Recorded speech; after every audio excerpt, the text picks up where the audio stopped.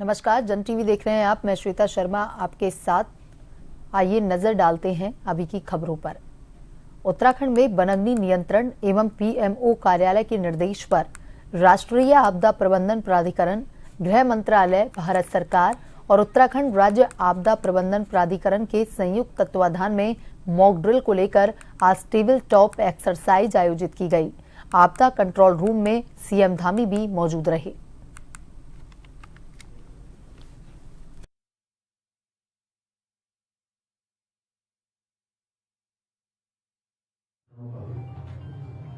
तो इस काम को आगे बढ़ाते हैं, इसमें अपना योगदान देते हैं, उन सबका मैं अभिनंदन करता हूँ। साथियों, आज प्रदर्शित की जाने वाली इस मॉक ड्रिल से हम सभी प्रदेश में होने वाले वनाग्नि की घटनाओं पर त्वरित नियंत्रण पाने में हमको जरूर मदद मिलेगी। ये मॉक ड्रिल केवल एक अभ्यास नहीं बल्कि वनाग्नि की चुनौतियों से निपटने की दिशा में जो हमारी तैयारियां हैं, उन तैयारियों का एक परीक्षण भी है। इस मॉक ड्रिल से हमें सीखने का अवसर मिलेगा कि हमें किन किन क्षेत्रों में और सुधार की आवश्यकता है, क्या हमारे सामने चुनौतियां हैं, किस प्रकार उस समय की देशकाल परिस्थिति के अनुरूप हम अभी से अपनी तैयारियां करें।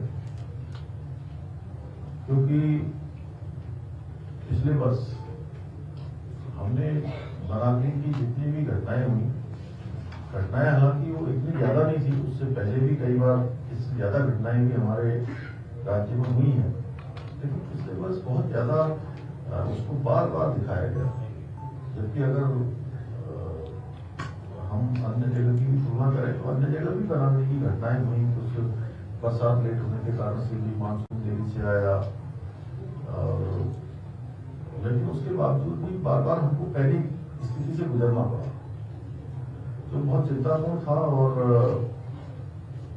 कहीं भी जाओ तो केवल वनाग्नि की बात होती थी। तो इसलिए आप सब लोगों ने इस बार समय रहते हुए ये मॉक ड्रिल आयोजित की है। आदरणीय प्रधानमंत्री भी लगातार इसको लेकर चिंतित रहे। और शीतला केव मॉडल की बात जो हम कर रहे हैं, बड़ा आदर्श मॉडल है और इस मॉडल पर लगभग हमारे सभी जिले अब आगे बढ़ रहे हैं, हमारा विभाग भी आगे बढ़ रहा है। और हमारा सौभाग्य है कि हमारे राज्य के अंदर 71% जो विभाग है वो वनों से आच्छादित है, घने वनों से आच्छादित है, जो पर्यावरण संतुलन और जैव विविधता के लिए अत्यंत महत्वपूर्ण है।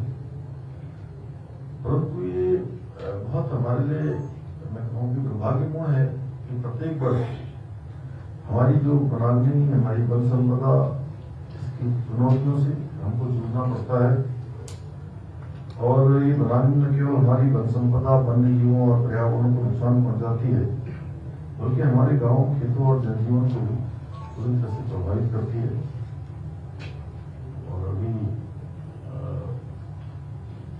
उत्तरकाशी के जिलाधिकारी ने बताया कि कैसे रेस्क्यू कर रहे हैं, क्या कर रहे हैं। चंपावत वालों ने भी बताया। तो सभी जिलों में अच्छा काम हो इसको लेकर, इसके पीछे जो हमारा ये भी है। और जो घटनाएं पीछे हुई हैं, उन घटनाओं को ध्यान में रखते हुए मेरा पिछले लगभग 3-4 महीने से लगातार इस बात पर जोर रहा है कि आगे जो वनाग्नि की समस्याएं, जो चुनौतियां हमको जिनका सामना करना पड़ता है, उसको हम आसानी से पार कर पाए, उन चुनौतियों का आसानी से सामना कर पाए। और कल भी माननीय मंत्रिमंडल की बैठक में भी मैंने इस बात का उल्लेख किया था कि इस बार हमको पहले से तैयार होकर पूरी तरह से फ्रंट फुट पर आकर जो है हमको काम करना है। और पिछले सालों में कृपया माइक बंद कर। पिछले सालों में हम लोगों ने तैयारियां हम हर बार करते हैं, लेकिन अचानक हमारे सामने ये स्थितियां उत्पन्न हो गई जो हमने जिसकी अपेक्षा नहीं करी। अब यही आपदा है, इसीलिए आप आज बैठे थे। आपदा यही है जो बिना किसी उसके आ जाती है। क्या बोलते हैं कि आपदा का क्या है डेफिनेशन? आपदा सर वो किसी भी टाइम पे बिना बताए कभी भी किसी प्रकार में बड़े बृहद रूप में भी और तो कंटीजेंसी के तौर पे बिना किसी तो ये आपदा जैसी स्थिति हमारे लिए पैदा हो गई और कई स्थानों पर तो धुआं ही धुआं दिखाई दे रहा था, पानी भी ला रहे थे, सेना भी आ रही थी, वो भी आ रही थी, अखबारों की सुर्खियां हम ही लोग बने हुए थे। हालांकि मैं आप लोगों को एक बात और बताता हूँ कि उस समय देश के आम चुनाव चल रहे थे और मैं यमुनानगर के बाद हम शिमला गए थे और शिमला जाते समय कुछ देर गाड़ी से मैं गया तो वहां भी काफी जंगलों में आग लगी हुई थी, लेकिन वहां का कोई समाचार नहीं था। अगले दिन मैंने देखा तो ये भी थोड़ा सा जिसके क्षेत्र में आग लगे, जहाँ की बनावनी हो, उन लोगों को फ्रंट फुट पर आकर काम करना चाहिए और पूरी ओनरशिप लेनी चाहिए, मेरा ऐसा मानना है। और किसी एक विभाग का ना होकर ये हमारे समूचे तंत्र का एक काम है। जब समूचा तंत्र आगे आएगा, केवल मीडिया की दृष्टि से नहीं कह रहा हूँ, मीडिया भी एक हमारा पार्ट है बहुत बड़ा, जो हमारी बातों को आगे पहुंचाता है, जन जन तक हम क्या कर रहे हैं उसको पहुंचाता है। मीडिया हमारी बातों को सकारात्मक रूप से तभी दिखेगा जब हम उसको सकारात्मक रूप से हमारी ब्रीफिंग भी होती रहेगी कि हम क्या प्रयास कर रहे हैं, हम इस बार पहले से तैयारी कर रहे हैं। कुछ तलैया बनाने का जो पिछली बार एक बार रामपुर जी हमने आपको कहा था कि कुछ तलैया छोटे बनाएंगे। हाँ, मतलब जैसे थाईलैंड बनती है उसी प्रकार की छोटे छोटे तलैया मॉडल, ये इससे कि नमी जो है चाल खाल ये सब बना रहे। और तीसरा हमने कहा था कि जो हमारा जलागम विभाग है, जलागम विभाग को भी हम इसमें सम्मिलित करें। हमने वन पंचायतों को इसको शामिल कर लिया, युवक मंगल दल, महिला मंगल दल, अन्य जो हमारे सामाजिक संगठन, इसके साथ साथ नौजवान युवा विद्यार्थी स्कूलों में भी हम इसका जो है कहीं न कहीं जागरूकता का अभियान चलाएं। क्योंकि मुझे याद है मैं बड़ा हुआ हूँ तो बिल्कुल मेरा जो गांव है वो बिल्कुल जंगलों में चारों तरफ है। कोई आदमी यहाँ पर उस इलाके में काम किया हुआ होगा तो जानता है, चारों तरफ जंगल। थोड़ा आगे जाएंगे नेपाल, सामने देखेंगे शारदा मैया, इधर देखेंगे भारामुल बाबा का, उधर देखेंगे पूर्णागिरी मैया का, पूरा सुरई रेंज जो आती है, वन विभाग में सुरई रेंज है, तराई बोली। तो वो जंगलों के बीच में पहले कभी आग लगती थी तो लोग तुरंत हो जाते थे, अरे आग लग गई, आग लग गई, आग यहाँ तक आ जाएगी, आग ये यहाँ तक आ जाएगी, हमारे जानवरों के लिए चारा नहीं मिलेगा, ये नहीं मिलेगा। इस प्रकार का एक वातावरण बनता था कि वो कहीं ना कहीं अपने आप को जुड़ा हुआ महसूस करते थे। और आज हम उस स्थिति से थोड़ा दूर हो रहे हैं। आज उनको आग लग रहा है कि मेरे घर में थोड़ी नहीं लग रही है। ये बताना है कि आपदा अगर कहीं भी आएगी, मान लीजिए आपदा धारचूला के दारमा में आ गई, उत्तरकाशी के भटवाड़ी जिले में आ गई, कहीं आ गई, दूर भटवाड़ी क्षेत्र में आ गई, या हमारे जो है पुरोला में आग लग गई, अभी आपने देखा होगा 4-5 दिन पहले, कई घंटे। हमारे यहाँ पर तपोवन के पास जो है चमोली जिले में दुर्घटना हो गई। पिछले साल जो है आपदा की मैं 3 बार जो है घनसाली में और टेरी में मैं 3 बार में वहां गया, घनसाली क्षेत्र में, बिलसर में इतनी बड़ी घटना हुई। तो घटना कहीं भी हो रही है, वो घटना कहीं ना कहीं डायरेक्ट हो इनडायरेक्ट हो, वो हमसे जुड़ी हुई है।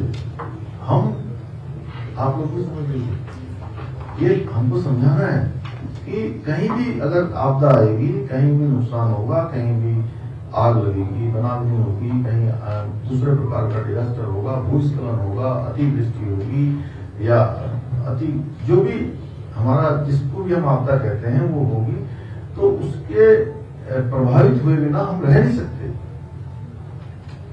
हम देहरादून में हैं तो हम आपदा से बच नहीं सकते, किसी न किसी रूप में हम उसका हमको उसका पे करना पड़ेगा। अगर दिल्ली में जो लोग रहते हैं वो सोचते हैं कि उत्तराखंड में आपदा आ रही है, उससे हमारा कोई लेना देना नहीं है, हम प्रभावित नहीं होंगे, तो वो भी डायरेक्ट इनडायरेक्ट प्रभावित होंगे।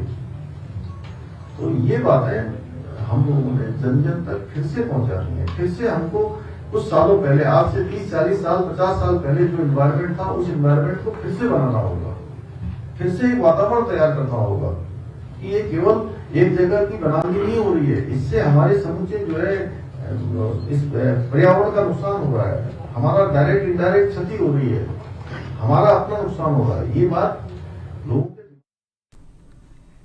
प्रधानमंत्री नरेंद्र मोदी एक बार फिर से उत्तराखंड के दौरे पर आ सकते हैं। जानकारी के मुताबिक पीएम यह दौरा आध्यात्मिक होगा। पीएम उत्तराखंड में संचालित शीतकालीन चारधाम यात्रा को बढ़ावा देने के लिए आएंगे। 27 फरवरी को उनका आने का कार्यक्रम बताया जा रहा है।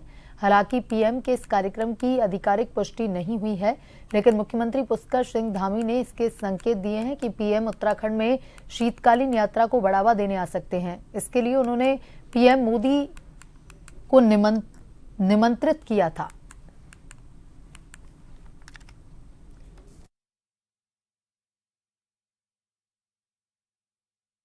प्रधानमंत्री नरेंद्र मोदी आगामी 27 फरवरी को शीतकालीन यात्रा पर उत्तरकाशी जिले के हर्षिल मुखवा क्षेत्र के भ्रमण पर आ सकते हैं।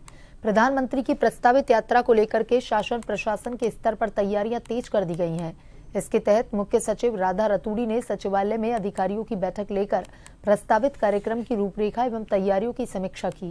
मुख्य सचिव ने अधिकारियों के निर्देश दिए कि इस कार्यक्रम को लेकर संबंधित विभाग अपनी तैयारियों का समय रहते पूरा करे और सौंपी गई जिम्मेदारियों को त्रुटि रहित ढंग से संपादित कर सभी व्यवस्थाओं का तय समय के भीतर चाक चौबंद कर ले। मुख्य सचिव राधा रतूड़ी ने कहा कि प्रधानमंत्री जी का यह भ्रमण उत्तराखंड में शीतकालीन पर्यटन को प्रोत्साहित करने का अमूल्य अवसर प्रदान करेगा।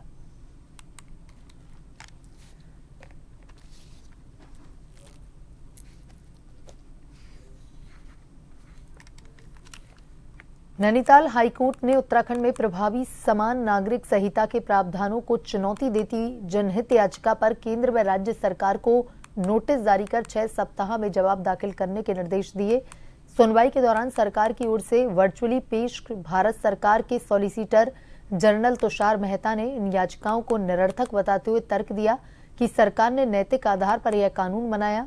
विधायिका को कानून बनाने का अधिकार है। लिव इन रिलेशनशिप में पंजीकरण से महिलाओं पर अत्याचार में कमी आएगी। मामले में अगली सुनवाई 6 सप्ताह बाद नियत की गई है। बुधवार को मुख्य न्यायाधीश न्यायमूर्ति जी नरेंद्र व न्यायमूर्ति आशीष नेथानी की खंडपीठ में डालनवाला देहरादून निवासी व हरिद्वार निवासी तथा भीमताल नैनीताल निवासी सुरेश सिंह नेगी की अलग अलग जनहित याचिकाओं पर एक साथ सुनवाई हुई।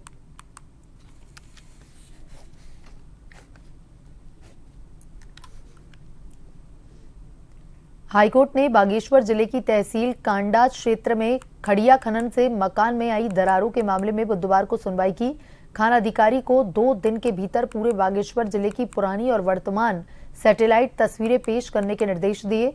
मुख्य न्यायाधीश नरेंद्र व न्यायमूर्ति आशीष ने नेथानी की खंडपीठ के समक्ष मामले की सुनवाई के दौरान शासन की ओर से गठित टीम की निरीक्षण रिपोर्ट पेश की।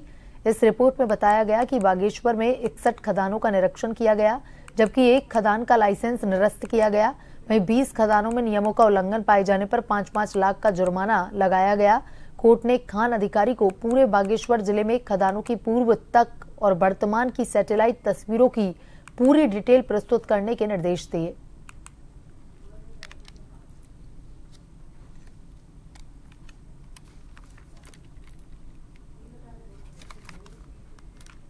देहरादून नगर निगम ने हाउस टैक्स जमा नहीं करने वाले बकायादारों को भेजने वाले नोटिस के लिए व्हाट्सएप पर मैसेज भेजने की शुरुआत की। बकायादारों को नोटिस व्हाट्सएप पर भेजने के लिए मेयर सौरभ थपरियाल और नगर आयुक्त नमामि बंसल ने यह प्रक्रिया लॉन्च की और मेयर ने क्लिक कर पहले चरण में 921 बकायादारों को व्हाट्सएप पर नोटिस भेजा। साथ ही बकायादारों को साइबर ठगी से बचने के लिए व्हाट्सएप नंबर को मीटा से वेरीफाई करवाया गया है और जो नगर निगम द्वारा बकायादारों पर मैसेज के द्वारा नोटिस जाएगा वह नंबर ब्लू टिक का होगा। जो हमारे बकायेदार हैं, जो अगर बड़े बकायेदारों की बात करें तो लगभग 1 लाख से ऊपर जिनकी देनदारी शेष है, ऐसे 460 बकायेदार हैं। और प्रथम चरण में फ़िलहाल हमने 30,000 से ऊपर की जिनकी देनदारी है, ऐसे 921 बकायेदारों को मैसेज भेजने का इसमें लिया है टारगेट। और 921 लोगों को अभी जैसे ही माननीय महापौर जी के द्वारा क्लिक किया गया, लॉन्च किया गया इसको, तो सभी को मैसेजेस जाना शुरू हो गए हैं। इसी तरह से जितने भी हमारे 15,000 बकायेदार हैं उनको चरणवार कवर करते हुए रिपीटेडली मैसेजेस भेजने की योजना है और सरलीकरण की ओर ये प्रयास है, जिससे कि बहुत ही आसानी से जो करदाता हैं वो टैक्स पेमेंट की कार्रवाई को कर सकें। हल्द्वानी में राष्ट्रीय खेलों के समापन कार्यक्रम की तैयारी की बैठक लेते हुए खेल मंत्री रेखा आर्य ने अधिकारियों को सही समय पर समुचित व्यवस्था पूरी करने के निर्देश दिए। बैठक में कुमाऊं कमिश्नर दीपक रावत, जिलाधिकारी वंदना सिंह, आईजी कुमाऊं योगेंद्र सिंह रावत और खेल निदेशक प्रशांत आर्य सहित सभी संबंधित विभागों के अधिकारी मौजूद रहे। इस दौरान वीआईपी और वीवीआईपी की सुरक्षा के साथ ही क्राउड मैनेजमेंट, ट्रैफिक और यातायात व्यवस्था को लेकर आवश्यक दिशा निर्देश दिए गए। मीडिया से बात करते हुए रेखा आर्य ने कहा कि जिस तरह 38वें राष्ट्रीय खेलों का शुभारंभ ऐतिहासिक रहा था, उसी प्रकार समापन भी ऐतिहासिक रहेगा।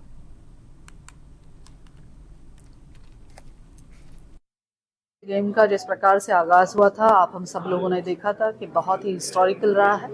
ठीक उसी तर्ज पे जो है माननीय मुख्यमंत्री जी के निर्देश है कि समापन जो है अब गोलापार हमारे हल्द्वानी जनपद नैनीताल में होने जा रहा है और 14 फरवरी को समापन होने जा रहा है। और 14 फरवरी को समापन जो है हमारे केंद्रीय गृह मंत्री जी के कर कमलों से होने जा रहा है। तो यह कार्यक्रम भी उतना ही वृहद और उतना ही ऐतिहासिक रहे। तो आज उसी की तैयारी बैठक जो है हमने ली है और निश्चित रूप से ये गोलापार में जब ये समापन होगा तो ये भी अपने आप में इतिहास रचे, उसकी तैयारी की गई है।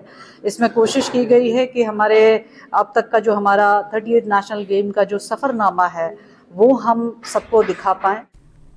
हल्द्वानी में भीमताल विधानसभा क्षेत्र में सड़क निर्माण हो रही अनियमितताओं को लेकर पूर्व दर्जा राज्य मंत्री व राज्य आंदोलनकारी हरीश ने प्रधानमंत्री ग्रामीण सड़क योजना के अधिकारियों पर गंभीर आरोप लगाते हुए कहा कि छीड़ा खान मीडार मोटर मार्ग 20 करोड़ की लागत से बनाई जा रही है, लेकिन उसमें भारी भ्रष्टाचार हो रहा है। सड़क की गुणवत्ता में घोर अनियमितता बढ़ती जा रही है, जगह जगह से सड़क टूट रही है। इसलिए ग्रामीण काठ गोदाम स्थित प्रधानमंत्री ग्रामीण सड़क योजना के कार्यालय में अब आर पार की लड़ाई का मन बना चुके हैं। पूर्व दर्जा राज्य मंत्री हरीश पनेरू ने कहा कि उनके पास पूरे साक्ष्य मौजूद हैं, लिहाजा अब वह आर पार का आंदोलन करेंगे, चाहे उन्हें जेल जाना पड़े, लाठी डंडे खाने पड़े, वह भ्रष्टाचार नहीं होने देंगे। क्योंकि 2 दर्जन से अधिक दुर्घटनाओं में लोगों की मौत होने के बावजूद सड़क की अनियमितताएं बढ़ती ही जा रही हैं, जो कि क्षेत्र के लोगों को बर्दाश्त नहीं। हमारा जो मेन मुद्दा है ये ओखलकाड़ा विकासखंड का मुद्दा है। उसमें ओखलकाड़ा विकासखंड में छेड़ाखान, मिडार, अधोड़ा और पतलोट होते हुए जो ये सड़क है, ये कम से कम 20 करोड़ की लागत से सड़क बन रही है। और ये सड़क माननीय मुख्यमंत्री धामी जी की विधानसभा को जोड़ने वाली ये सड़क है। इसमें 20 करोड़ की लागत से सड़क बन रही है। पहले मैं माननीय मुख्यमंत्री जी का धन्यवाद करता हूँ, उनने 20 करोड़ रुपए का बजट पास करा। तो मैं माननीय मुख्यमंत्री जी से एक बात और भी कहना चाहता हूँ आपके माध्यम से। आप जो ये भ्रष्ट अधिकारी बैठे हैं, ये लोग 20 करोड़ के काम से कम 1 करोड़ का काम नहीं करा रहे हैं।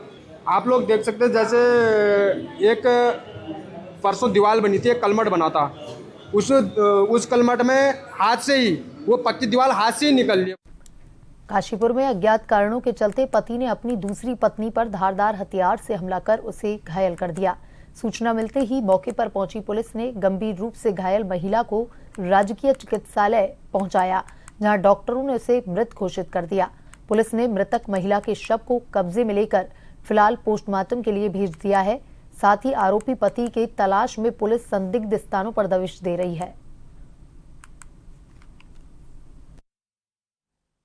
शाम को एक लड़के द्वारा चौकी कटोरा ताल पर आके सूचना दी गई कि एक व्यक्ति एक महिला को चाकू मार रहा है, जिस पर तत्काल पुलिस मौके पर पहुंची।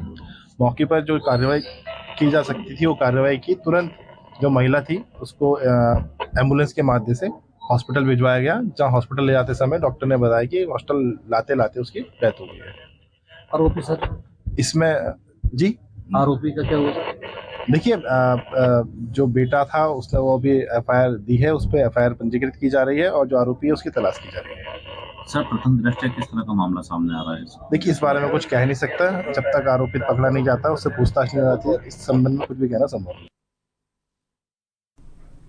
अयोध्या में रामलला मंदिर के मुख्य पुजारी आचार्य सत्येंद्र दास का 80 साल की उम्र में निधन हो गया। बुधवार सुबह 7 बजे लखनऊ पीजीआई में उन्होंने आखिरी सांस ली। 3 फरवरी को ब्रेन हेमरेज के बाद उनको अयोध्या से लखनऊ रेफर किया गया। आचार्य सत्येंद्र दास का पार्थिव शरीर अयोध्या के सत्यधाम गोपाल मंदिर आश्रम में अंतिम दर्शन के लिए रखा गया है। आचार्य सत्येंद्र दास के निधन पर पीएम मोदी और सीएम योगी ने शोक जताया। आचार्य सत्येंद्र दास को आज दोपहर 12 बजे जल समाधि दी जाएगी। सत्येंद्र दास 32 साल से राम जन्मभूमि में बतौर मुख्य पुजारी सेवा दे रहे थे। 6 दिसंबर 1992 को बाबरी विध्वंस के समय वे रामलला को गोद में लेकर भागे।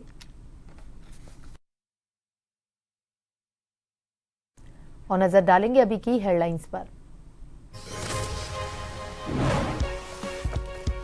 मोदी का 27 फरवरी को उत्तराखंड प्रस्तावित दौरा, गंगोत्री धाम के शीतकालीन प्रवास मुखवा जाएंगे। मुख्य सचिव राधा रतूड़ी ने की तैयारियों को लेकर समीक्षा बैठक। हल्द्वानी में होगा राष्ट्रीय खेलों का समापन, मंत्री रेखा आर्य ने तैयारियों को लेकर ली बैठक। क्राउड मैनेजमेंट समेत यातायात व्यवस्थाओं को लेकर दिए निर्देश।